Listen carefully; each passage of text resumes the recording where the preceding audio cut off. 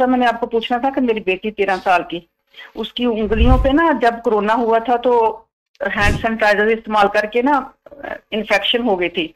तो अब वक्तन फक्तन वो फिर शुरू हो जाती है उंगलियों पे ना, जैसे बारीक बारीक दाने बनते हैं और पानी रिसना शुरू हो जाता है। नारियल का तो तेल ऐसे ले हो लें। जाता है। नारियल का जी। तेल ले लें, उसमें काफूर ले लें, काफूर मिला लें। अगर नारियल का तेल 50 ग्राम हो तो उसमें 10 ग्राम के करीब काफूर मिला लें। उसको बंद रखें ताकि वो उड़ ना जाए। वही तेल जब काफूर उसमें बिल्कुल हल हो जाएगा।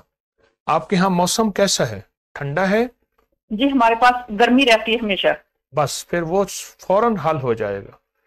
तो आप वो जो है वो तेल लगाएं।